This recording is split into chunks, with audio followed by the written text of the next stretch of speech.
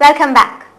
Even though Goa is one of the few states in the country to have an act that takes care of crimes against children, the act is still to be effectively implemented. Goa still lacks a victim assistance unit, making the act ineffective.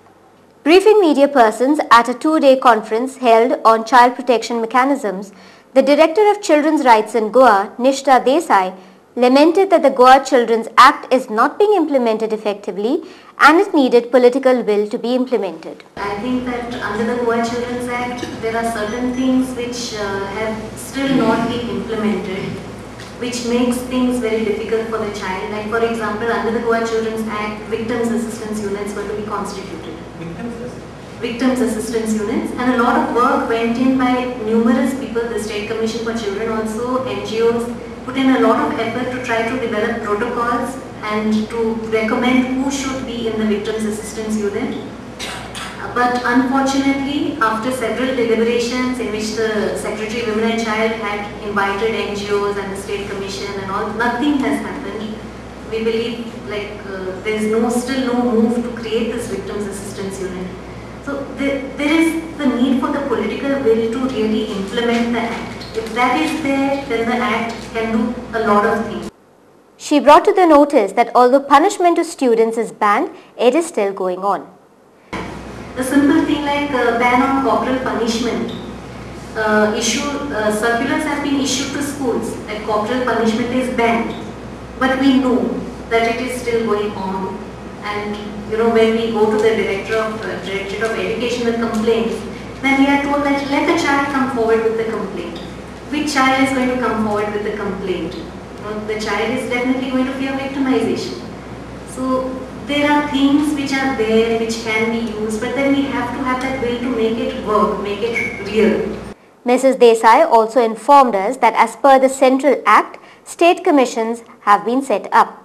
There is a gazetted thing on 2nd of May which has come to my notice, according to which the State Commission has been formed. There was a State Commission which was earlier constituted under the Goa Children's Act. A State Commission has been formed, and the selection committee for this State Commission is the Minister Women and Child, the Secretary Women and Child, and the Director Women and Child. There are no other independent persons on the selection committee. And if you look at the composition of the State Commission, you will find that there are 4 people from Ponda, and there is the director who is the ex-officio, the member secretary on this commission. So the names over here, all of us who are involved in child rights activities, were just going through the names, and none of the names are familiar to us. So, when we are talking of protection of child rights, we have to have people who are involved in the protection of child rights to be on bodies which are constituted to look after children's rights. The ex-CBI director R.K. Raghavan blamed the media for failing to highlight crimes against children. Sensitivity, how to handle cases of crimes against women, but the same amount of sensitivity is not seen in the case of crimes against children. Generally, it is taken for granted that whatever happens to children is very marginal and that is nothing very serious, and that the situation is not all that bad. That kind of a complacence is very much evident all over the country. Mr. Raj Mangal of Pratidhi, who has effectively used the Right to Information Act to expose the misdeeds against children's homes, urged the public to create an awareness of the increasing crimes against children. It was not a very smooth kind of work to get information, but we have realized that once you have information, you can also build public opinion, favorable public opinion for, in the interest of children, especially, children who are deprived, who are voiceless, who cannot, advocate for their rights. And stakeholders, many people are working, many civil society groups are working, many NGOs are working, media also from time to time, they have been focusing on child rights issues for last several years in all parts of the country. The Santa Cruz Village Panchayat started a drive in collaboration with the Directorate of Panchayat with the help of the local MLA Victoria Fernandez to create an awareness among the people of Santa Cruz Village about how to keep their village free from the menace of plastics and mosquitoes.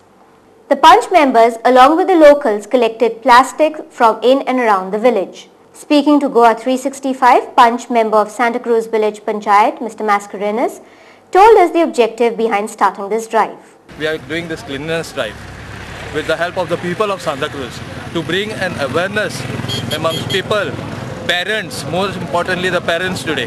They don't realize what they are doing today is bad for their own children. They are dumping the garbage here and there. It is not only a health hazard, it is an ecological problem. The water, that rainwater that has to go on the ground does not go inside. The saline water replaces the sweet water table, and we'll have a lot of problems in future. If we don't do this right now, then we are doomed.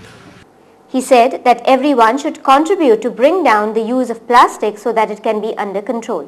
Most important thing, it helps in mosquito breeding. People complain of mosquitoes, but they don't realize that the plastic littered everywhere helps in breeding mosquitoes. When there is a fog, dew, everything, moisture comes from the atmosphere that is being kept on the plastic, and it helps as a breeding ground for the mosquitoes. If we do not get rid of this plastic, we are the persons responsible for our own health hazards. Time for a short break. You're with Goa 365.